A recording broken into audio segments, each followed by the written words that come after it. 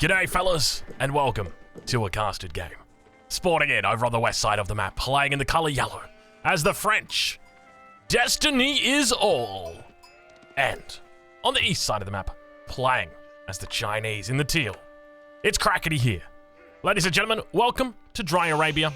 We're here witnessing a ladder match, a ranked ladder match, two Conqueror 3 players going up against each other, but I will warn you, there's a bit of a skill discrepancy between these two guys. Crackety here, currently ranked about rank 20 on the ladder, pretty high up there. Destiny is all a little bit lower, probably one of the lowest Conqueror 3 you can get. I think he's sitting at about rank 187 at the moment. So quite a far way away, big disparity between these two. I'm not sure what the elo difference is, but I can tell you it's quite a bit. But nonetheless, we move forward. Interesting Dry Arabia spawn as well. You can see on the minimap these sorts of like divots that spawn. If you have a look at kind of, see how it looks like a meteor has struck. You can see it's really got quite, it's what's the opposite of a hill? Like a valley? But whenever I think of valley, I'm thinking of like, you know, like a rolling valley. This is just kind of like a crater. It's like a caldera. Actually, it's not a caldera. Caldera is like a very specific thing. Anyway, it's good to be back in the casting booth. I don't know if you guys know, but I'm moving house at the moment, and it is an absolute, it's an absolute chore. Let's just say that much. You guys, I'll tell you an interesting story, right? Because, you know, we're just watching the early game. There's nothing too crazy happening at this point. I mean, Crackety's just doing his standard stuff, mill next to the town centre. Over on the west side, French is doing the same thing that they've done for the last 12 months. So there's nothing new happening here. Let me entertain you with a story, which hopefully you'll find as funny as I did. It's not really that funny. Spoiler alert.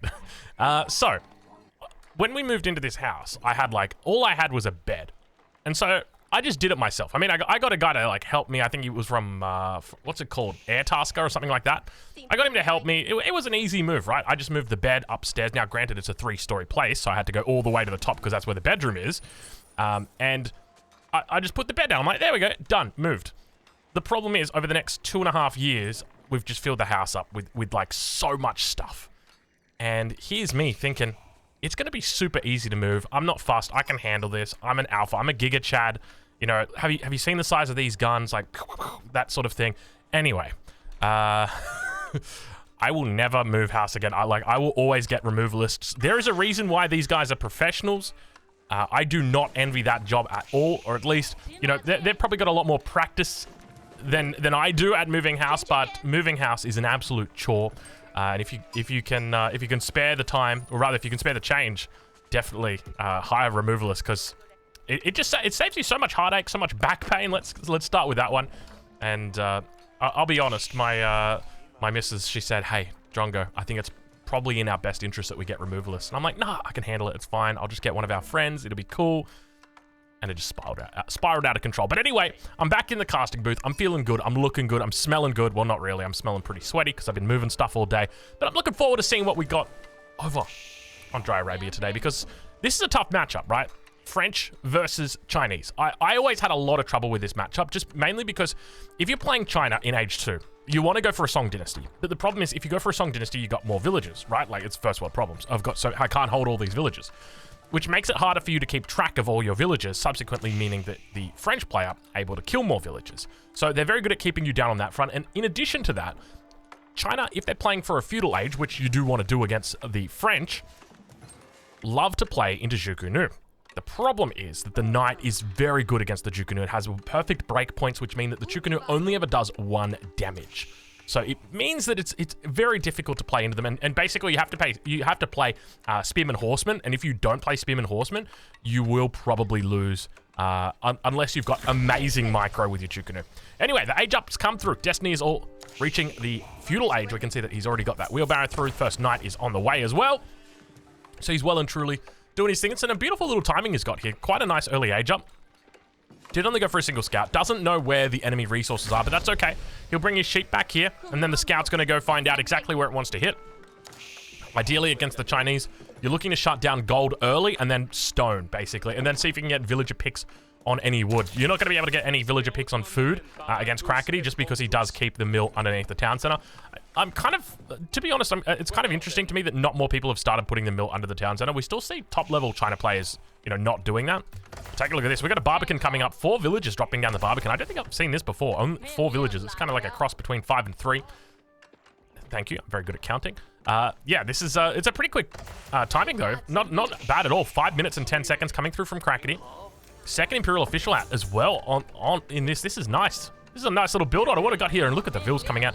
10 villages. So it looks like we might have a bit of an Anomi build order here. See, this is weird though, right? This is an Anomi build order, but it's also with a very heavy focus on stone collection. So it might just be that he's a bit worried maybe about like an outpost coming down. I know Lee Nock does that playing as the French. He'll go like an early knight, followed up by 2 archers and an outpost, and we'll just try and deny stone just like through that. Because obviously the Barbican's got a pretty decent range. Even if you bring archers in here, you're going to have trouble.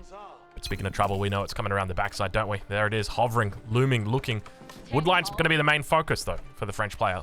We'll double check over on the other side of the map and see what he's up to. Archery range getting dropped down. Second town center going to be in the course as well in the plans for our French player. So French player definitely playing it correctly up until this point.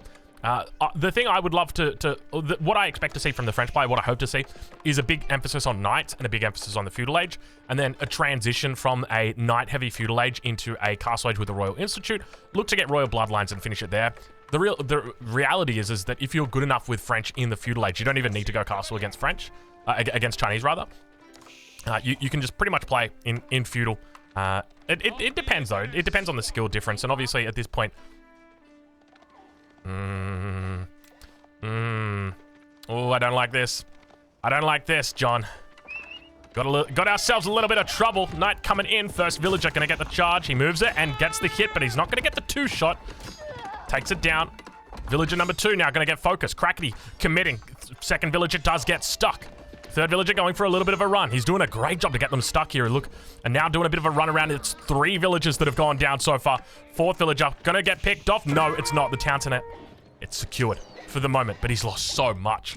God, that's so much. That is so many resources over the course of this game that he has just lost.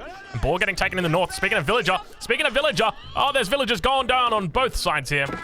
It's interesting that it does also count as a worker kill for Crackety when Gaia kills it. I can assure you it wasn't Crackety that got the kill. But now we can see, once again, that knight going to be coming in. Beautiful control here by Crackety, but this knight can just camp here all day. It's so difficult. Ideally, you'd love for him to get a wall up in between. And this is why playing Spearman is so important against the French. And to be honest, I'm very tempted against the French in this matchup to open a barracks, because you can see how much havoc has been caused here by just a single French knight. So you open with that barracks, get 1 or 2 spears out, ideally 2, because then you can actually deal with the knight. 1 it can beat, but we got the charge. And look, Crackety is just in a position where he's like, I can't really do much. And now that archer's out here as well, you know, now we got trouble in paradise. And there it is, the outpost going to come down. But once again, Crackety under pressure, falling back away. Keep in mind, the skill disparity here is pretty decent, or pretty big. That the Crackety is well and truly like miles ahead of his enemy. Looks like the scout manages just to live. Second town center is up. Remember that for Destiny. He's going to try and rush up. The outpost villager kill comes in. Beautiful control from Destiny. And now I've double checked. This guy's not a smurf. He's just playing absolutely out of his mind here. Beautiful control coming in. That second town center up. Wonderful position there. Beautiful little spot he's got, kind of guarding the gold almost, or at least giving him proxy to that gold. And that knight just coming back in once again. And where are Crackety's units? What's Crackety doing behind this?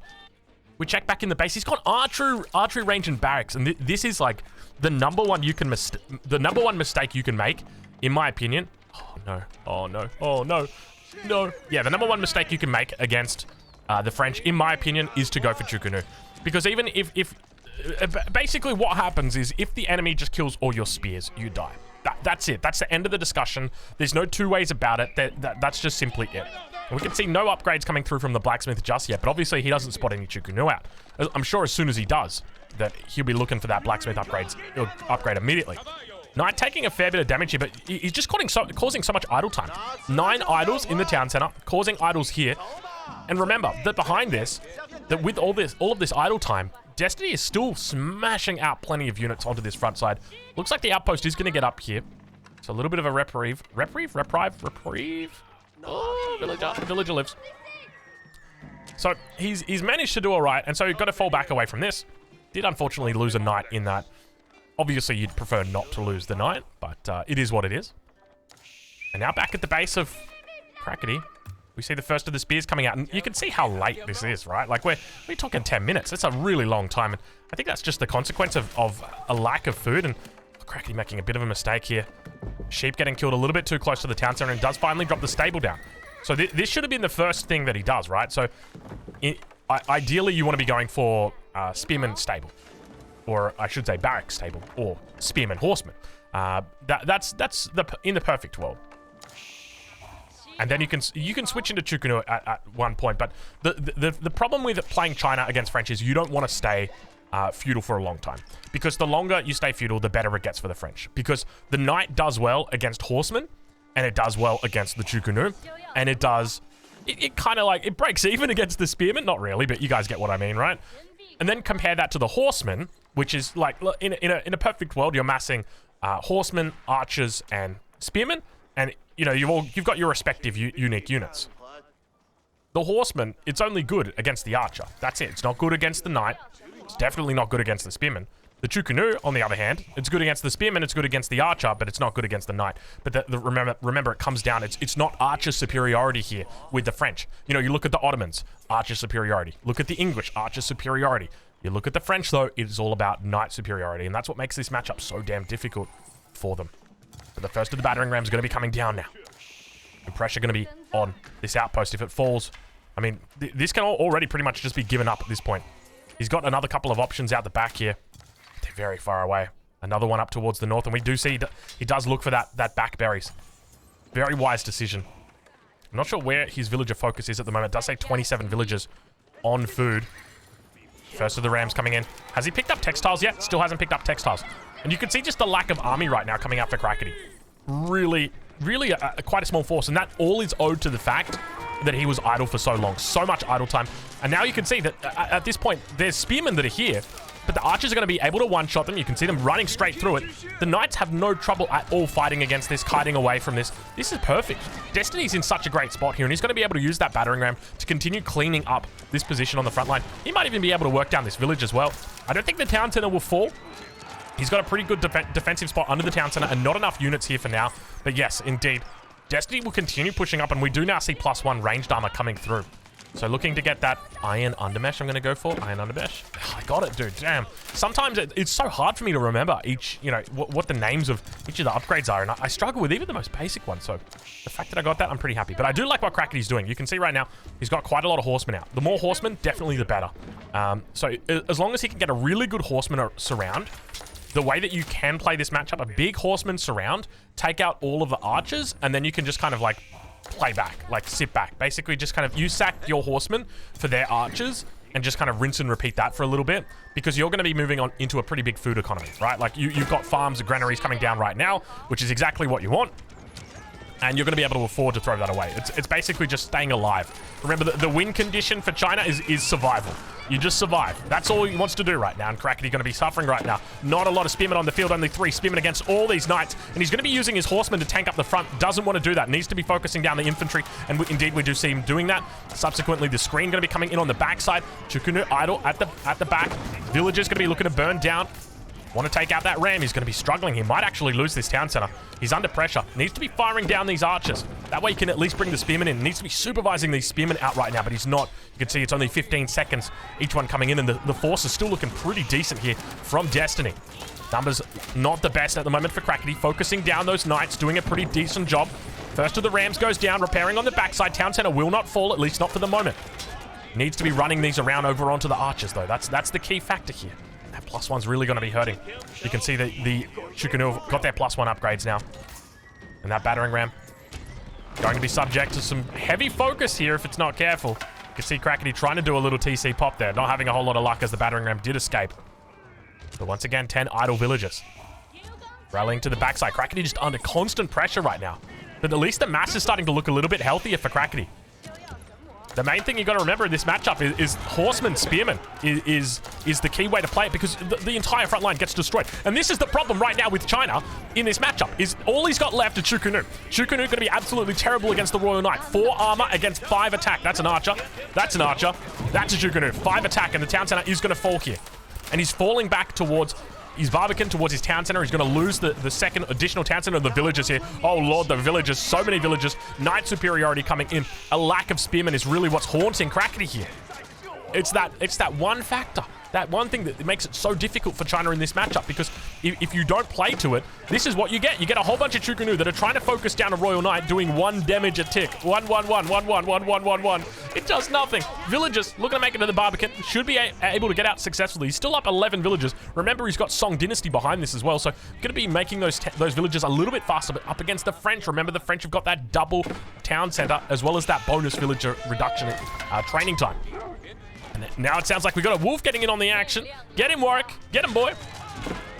Still Crackety trying to stay alive. Barracks number 2 finally coming down. Hallelujah. Crackety playing an interesting... This is a style I would expect against, like, the Ottomans, right? Like, this would be perfect. Even against, like, against the English, it would be amazing. But against the French, this is such a dangerous style to play.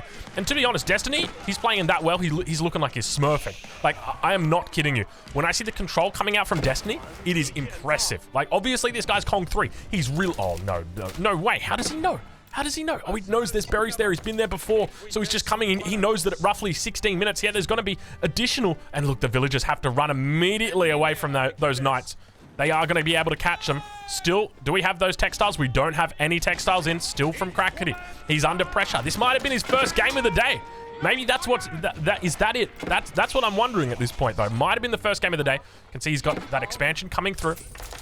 Expect to see his enemy look to push on that backside as well. I'm pretty sure Destiny knows about that. Let's double check with Destiny. Yeah, he knows about these berry patches, so he could be looking for that. Doesn't know about the deer and the boar in the north, though. This is still an advantageous point. There we go. Got it out finally. For Crackety. But Crackety's still under fire. Is he going to be able to hold? That's my question. I don't... See, it's one of those things, right? It's all about survival as China. Ideally, you want to survive and you want to get age 3 so that you can get your veteran spearmen and get your palace guards. And then from there, you know, nest a B or 2, and then the push becomes a shove. The problem is going to be getting there. And you can see right now, Crackety's economy is in, well, let's just say, there's a creek. It's called Shit Creek. He's up it, and he doesn't have a paddle. That's where Crackety is right now. But he does have Chukunu moving on to the front. See, this is good. This is decent trace. If he wants to play Chukunu Spear, he can do it. He's just got to be careful. Can't be front-lining with his spears like this. First of the landmarks is down, though. Crackety losing the first one. Horseman coming out. Hold on a minute. Hold on a minute. We're stacking it up 1,800 gold over here. We might be looking for some upgrades. Never mind. We've got every single upgrade that we want. Some pretty insane upgrades when you think about it from Destiny. But now, Crackety's numbers starting to look a little bit better. I mean, I see a way back into this game for Crackety. The first thing it's going to be... Now, I don't know how much Crackety knows about Destiny's position, whether he thinks he's 1 TC or 2, and whether he scouted that out, but I'm going to assume he has. He needs to look for... I was going to say he needs to look for a second TC. He just looks for a next game. Good game, well played. Crackety here tapping out against Destiny is all. Incredibly well played by Destiny is all. Fellas, go check out Crackety here. I'll leave a link in the description to where you can catch him. He streams live over on Twitch. He might even be there. He's from Germany, but he speaks in English. I'll catch you guys in the next one. Say good day to me. Say good day from me, rather.